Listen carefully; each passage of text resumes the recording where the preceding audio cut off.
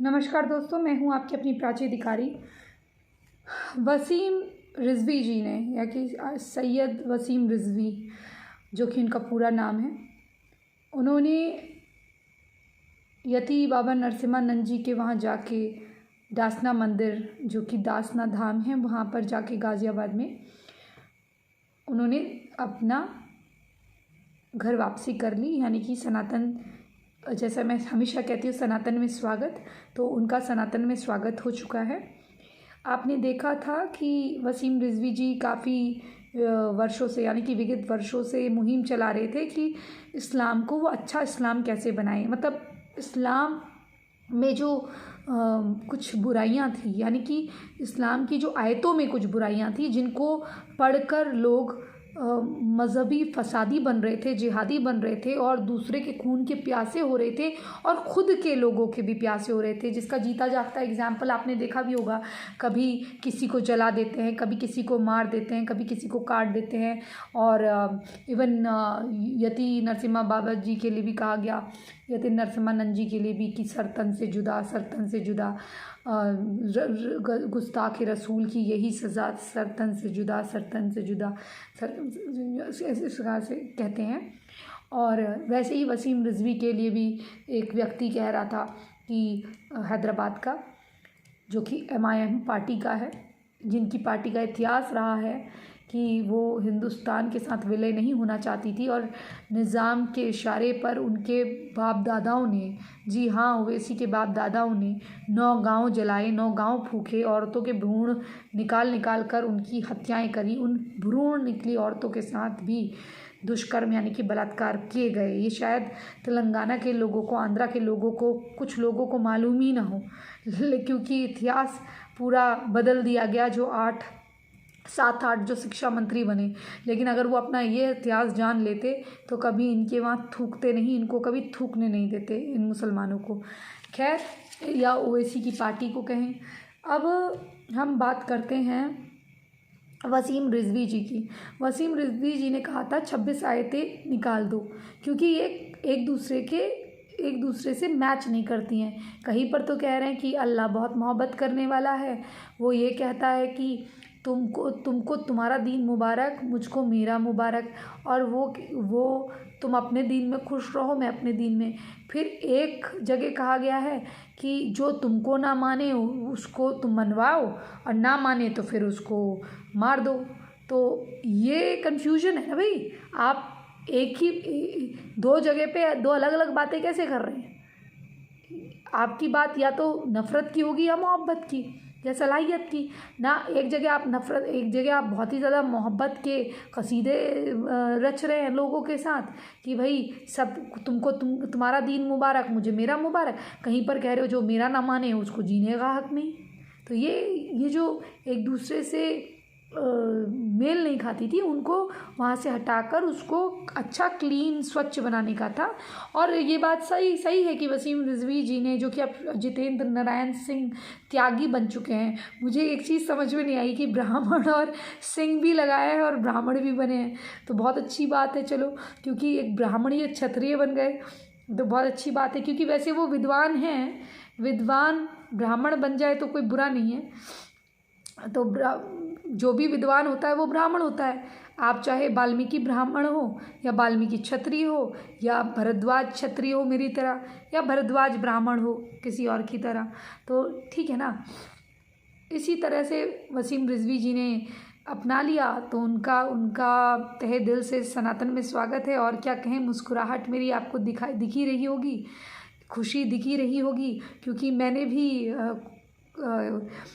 कुछ परिचितों से कहा था कि स्वामी जी से कहें कि उनसे दूर रहें, वो कहीं अलतकिया ना कर रहे हो। अगर इतना इस्लाम नापसंद है और इस्लाम में उनकी बात नहीं मानी जा रही है, तो वो सनातनी क्यों नहीं बन जाते, वो सनातन क्यों नहीं अपना लेते वापस से। पूर्वज तो यही है ना उनके। तो देखिए, अब वो बात भी सही हो गई। वो वॉइस नोट रखा है अभी भी मेरे पास। मैंने किसी मित्र से कहा जो उनको भी जानते थे और मुझे भी जानते थे, तब मैंने ये बात कही थी कि यति नरसिम्हानंद जी से कहिएगा, बाबा जी से, कि वो यकीन ना करें, कहीं आजकल केमिकल पॉइजनिंग होती है, कहीं केमिकल पॉइजनिंग वसीम रिजवी द्वारा ना दे दें। और यकीन मत करिए, अगर उन्हें इतना वहाँ तिरस्कृत लग रहा है, इतना वहाँ बुरा लग रहा है, तो यहाँ क्यों नहीं आ जाते? उन्हें कौन रोक रहा है? तो तब पता नहीं संदेश पहुँचा नहीं पहुँचा, लेकिन जिनसे मैंने कहा था उन्होंने भी शायद कहा होगा। तो ये चलो, ये हो गया, यही मैं चाहती थी हो जाए, हो गया। अपने घर वापस आना कोई बुरी बात नहीं है, और सुबह का भूला शाम को आए तो उसे भूला नहीं कहते। लेकिन हाँ, एक बात है, वसीम रिजवी जी ने जितने इंटरव्यू दिए हैं, आपने पॉइंट नोट नहीं करा, तो वहाँ से थोड़ा दिमाग खिसक रहा है। उन्होंने ये कहा है कि मैंने इस्लाम छोड़ा नहीं है, मुझे निकाला गया है। आप समझ रहे हैं? कोई ऐसा ना हो कि मौलाना मुफ्ती कोई लल्लू पच्चू कर ले, इनको बुला लें और वापस चले जाएं। ये क्योंकि इन्होंने बार बार कहा है ये बात, समझे ना? आप जानते हैं कि मैं एकदम से भरोसा नहीं करती, और ये ना करने के बहुत से कारण हैं। जैसे जब एक व्यक्ति मुसलमान बनता है तो दिन रात उस पर नज़र रखी जाती है, वैसे ही जब कोई हिंदू बनता है उस पर नज़र नहीं रखी जाती है। नज़र रखनी चाहिए, क्योंकि ज़्यादा खुश होने का नहीं है, संयम बरतने का है माहौल। और शायद आपको महाराणा प्रताप जब युद्ध लड़ रहे थे, तो जो अकबर था उसके सैनिकों ने कहा, अपने सिपाही जो वज़ीर था उससे कहा कि भाई इसमें इनके कौन से हमारे कौन से हैं, ये सारे राजपूत एक से लग रहे हैं। जबकि उसमें सेना में तो बहुत लोग थे, और भी लोग थे, तो भील भी लड़ा करते थे। तो आप सोचिए, हमारी तो मिक्स आर्मी होगी ना, तो आप वो बोलता है कि अरे मरने दो, इधर से मरे या उधर से मरेंगे तो काफिर ही, आप समझे? तो इसलिए मैं ज़्यादा खुश तो हूँ, लेकिन तब मैं यकीन मानूंगी जब कुछ दिन बीतेंगे और वो उस पर कंटिन्यू रहेंगे। क्योंकि वो जो उनका मोहब्बत है, वो प्रेम है, वो अभी आपको दिख नहीं रहा, उनका मोह पूरी तरह से भंग नहीं है। वो क्या कह रहे हैं सुनिए ज़रा, एक्साइटमेंट में मत भइए। उन्होंने ये कहा है कि मुझे निकाला नहीं है, मुझे निकाला है, मैंने छोड़ा नहीं है। यानी कि मैं अपनी मर्ज़ी से नहीं छोड़ना चाहता था, मुझे निकाला गया, इसलिए मेरे पास कोई और ऑप्शन नहीं था, यहाँ मुझे प्रेम मिला। भाई आपको वसीम साहब, अगर आपको प्रेम मिला, वसीम जी, जितेंद्र नारायण सिंह त्यागी जी, आपको प्रेम मिला है तो प्रेम पूरा लीजिए। ये आधा पैर इधर आधा ये अभी भी मैयत का जनाजा निकलने की उम्मीद ना रखें। अब आप यहाँ आए हैं तो पूर्ण आत्मा से आए, अपनी जो रूह रूपी चीज़ है उसे त्याग दें, और अब आत्मा जो है उससे समझौता नहीं, सम्मान करिए। क्योंकि आपकी यहाँ बातें सुनी जाएंगी, आपके ज्ञान से कुछ सीखा जाएगा। आपने बहुत अच्छी बातें कही थी, और आपने एक बात जो कही कि आपके जैसा व्यक्ति इस्लाम में, मुसलमानों में ढूंढने पे भी नहीं मिलेगा। वो आपने सही कहा था, क्योंकि जो व्यक्ति अपने घर को सुधारना चाहता है और उसके घर वाले ही ना समझें, वो एक जिद्दत की तरह, क्या बोलते हैं, जा रहे हों, जिद्दत या क्या बोलते हैं, जातियों की तरफ को जा रहे हों, उनका रुख बिला वजह की लड़ाई करना हो, लोगों को मारना हो, अगर ऐसी कोई चीज़ पढ़ने से उनका नुकसान हो रहा है और आपने उन्हें बचाने की सोची और लोगों ने आपका अदब और आपका एहतराम नहीं करा, तो ये उनकी नासमझी और उनका छोटापन और उनकी हरामीपन है, हरामीपन, और ये उनकी आगे ना बढ़ने की जो आगे ना बढ़ने का उनका तरीका है, वो इसलिए है क्योंकि वो प्रोग्रेसिव और कुछ अच्छा बड़ा सोच नहीं सकते हैं। उनको लगता है कि ये पत्थर की लकीर है, अब ये मिट नहीं सकती। कोई चीज़ देखिए, दीन हो या धर्म, ये इंसानों के लिए है, इंसान इसके लिए नहीं है, इंसानों के लिए है। अगर कोई चीज़ वक्त के हिसाब से, समय के अनुसार ना हो और वो पुराने समय के हिसाब से हो, तो उसे बदलना पड़ता है। जैसे यहाँ मुग़ल आए, वो छोटी छोटी लड़कियों को अपना निशाना बनाते थे, तो छोटी छोटी लड़कियों का विवाह करना पड़ा। वो गुरुकुल जाती थी, उनकी पढ़ाई लिखाई छूट गई, तो इससे समाज जो था दकियानूसी हो गया। जो आज आप देखते हैं, थोड़ी बहुत भी दकियानूसी की बातें हमारे हिंदू जो करते हैं, तुम ये मत पहनो, तुम ये मत खाओ, जो हमसे कहते हैं, वो वही दकियानूसी हिंदू हैं जो वेद पुराण पढ़ने का दावा तो करते हैं लेकिन पूरा सनातन जानते नहीं। समझे? अगर सनातन को जानना है तो हमारे मंदिरों में बनी हुई आकृतियों को देखिए, स्कल्पचर्स को देखिए, वो क्या कहते हैं। पहले कैमरे नहीं होते थे तो फ़ोटो वही होती थी, वही जो बनाता था नक्काशी के रूप में वहाँ पर मंदिरों में। तो एक भी औरत आपको मोटी नहीं दिखेगी, एक भी औरत का आपको पेट नहीं दिखेगा, एक भी आदमी का पेट नहीं दिखेगा उन तस्वीरों में, वो जो मंदिरों में बनाई हुई है। इंसान जो देखता है वही बनाता है ना। तो देखिए कितने फिट लोग हैं, किस तरह के कपड़े पहने हुए हैं। और साउथ में तो मैं कई लोगों से मिली, कई विद्वानों से मिली जो वेद पुराण जानते हैं, जो असली में वेद पुराण जानते हैं। वो इतने मॉडर्न हैं और वो खुद कहते हैं कि कपड़ों से कुछ नहीं होता। हमारी और मैंने उनकी रियल फ़ोटो देखी, जो माँ लक्ष्मीबाई हैं, उनकी जर्मनी से एक फ़ोटो आई है। वो कैसे कपड़े पहनती थी मालूम है? वो जो पैंट नुमा ये होती थी उनकी साड़ी, और इतनी सुंदर, और पूरा मुकुट वगैरह लगाया हुआ है, उन्होंने सोने का मुकुट पहना हुआ है। और जो आप वो फ़ोटो देखते हैं ना, जो रानी लक्ष्मीबाई की वो फ़ोटो है, वो असली नहीं है, वो किसी पुरानी हीरोइन की है। वो असली फ़ोटो नहीं है। असली फ़ोटो मैंने देखी, कलर्ड फ़ोटो है जर्मनी की। आप सोचिए, इतनी सुंदर वो महिला, इतनी सुंदर, कैसे वो लड़ी। वो चाहती तो उनका जीवन इतना आसान हो सकता था, वो इतनी सुंदर थी। अब तो मुझे लगता है कि कंगना की जगह किसी और सुंदर लड़की को होना चाहिए था उसमें। वो इतनी सुंदर वो असली फ़ोटो। मुझे मौका मिला तो मैं दोबारा, मैं उस दिन लेना भूल गई क्योंकि यज्ञ चल रहा था मेरे घर में। मेरे घर में आपको मैं बताऊं, ये खुशखबरी मैं आपको देना चाहती हूँ। हमने यहाँ पंच गौ तत्व का एक ऑफ़िस खोला है, और साथ में जितने भी हमारे हिंदू संगठन हैं उनसे हम यहाँ से के माध्यम से जुड़ रहे हैं। और मैं भी अपना संगठन कुछ अच्छा करने की सोचूंगी, और उसमें आपकी राय लूँगी,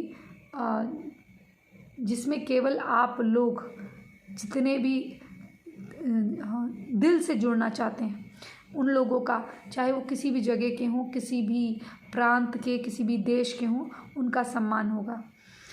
आप समझ रहे हैं मैं क्या कह रही हूँ? बाकी बातें अभी नहीं।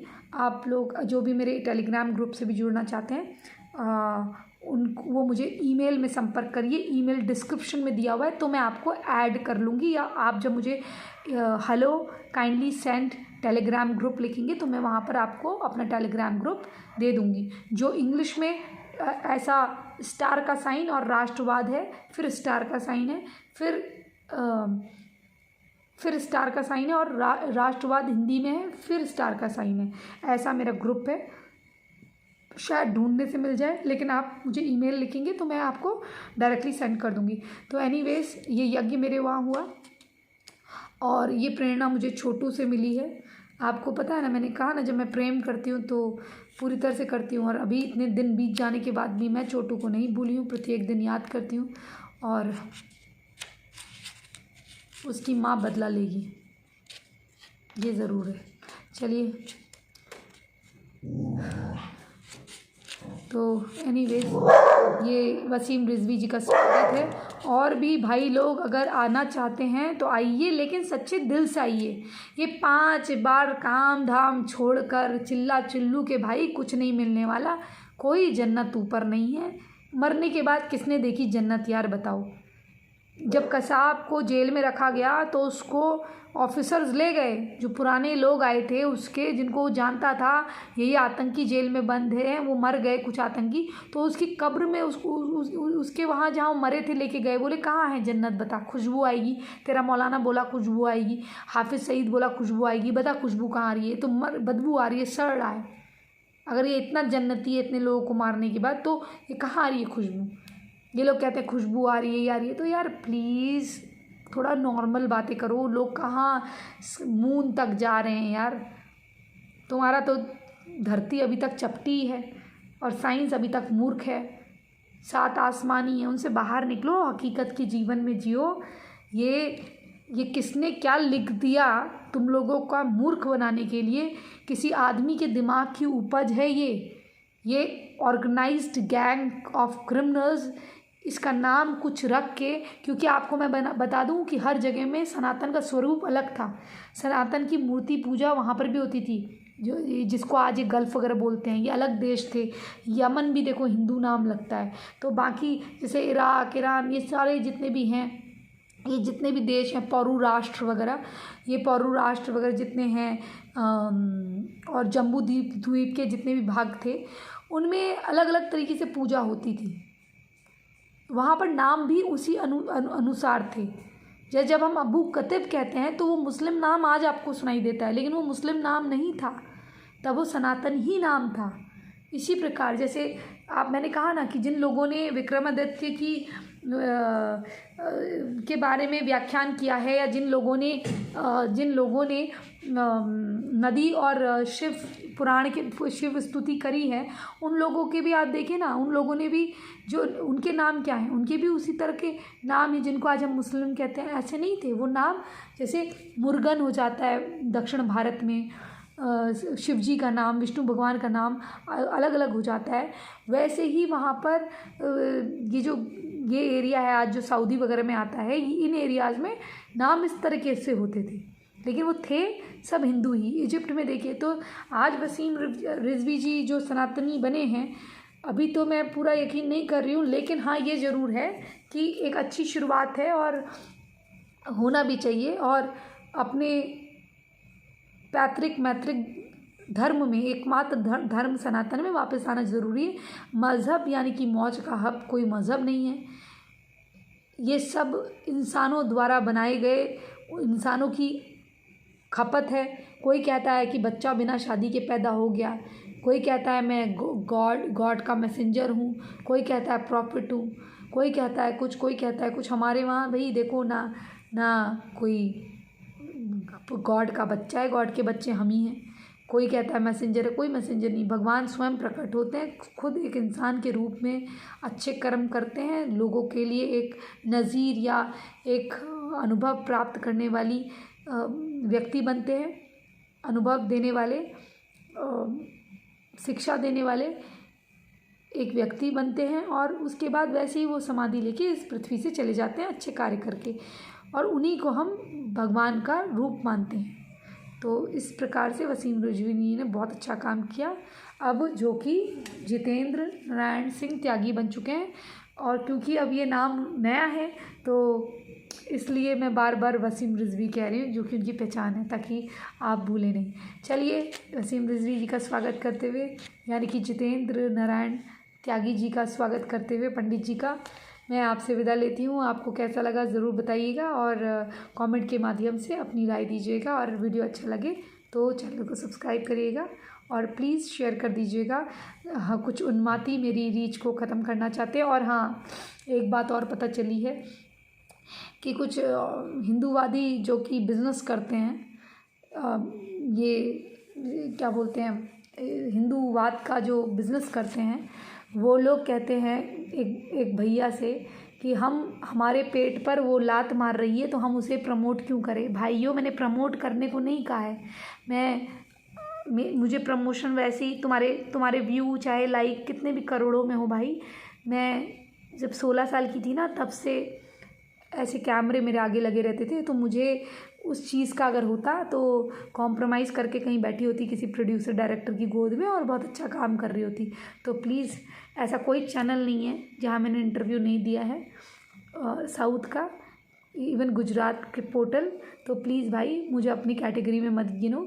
मुझे कोई मदद कर दे तो ये ईमेल और इसके माध्यम से जो डिस्क्रिप्शन में लिखा है, वो जो लिंक्स है उसके माध्यम से कर दे। नहीं तो मेरा चैनल तो कमर्शियलाइज्ड है नहीं, और तुम्हें इसी बात का प्रॉब्लम है, इसलिए तुम लोग कहते हो हम उसको प्रमोट क्यों करें। मुझे तुम्हारा प्रमोशन नहीं चाहिए। वीडियो में जो बात कह रही हूँ उसको तो कर दो यार।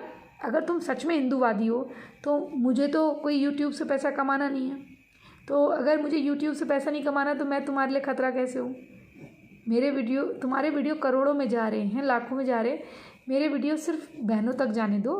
और अगर 500 बहनों तक, 1000 बहनों तक भी जाएंगी और 4 बहनें भी सुधर जाएंगी तो मेरे लिए बहुत होगा। ठीक है ना। धन्यवाद। मैं तुम्हारे रास्ते में नहीं आ रही हूँ और ना मुझे यूट्यूबर बनना है। प्लीज़ सिर्फ मेरी बात पहुँचा दिया करो, ताकि जो मैं अपना काम धंधा छोड़कर बैठी हुई हूँ और बहुत बार वीडियो बनाते हुए तबीयत ख़राब हो जाती, क्योंकि इतना स्ट्रेस में आने की मेरी आदत नहीं है। उसके बाद भी लोग मेहनत को अप्रिशिएट अगर ना करें तो बुरा लगता है। चलिए दोस्तों, अपना ख्याल रखिए, स्वस्थ रहिए और प्लीज़ वीडियो कमेंट के माध्यम से अपनी राय रखें। जय जय हिंद, जय जय भारत, वंदे मातरम, जय श्री राम। सनातन में स्वागत है जितेंद्र नारायण सिंह त्यागी जी का। और मैं अपेक्षा करती हूँ कि आगे चलकर बहुत से राजीव और बहुत से मिथुन, बहुत से संजीव, बहुत से अक्षय, जो इमरान और इरफान हो, वो आएंगे और घर वापसी करेंगे। जय श्री राम, हर हर महादेव।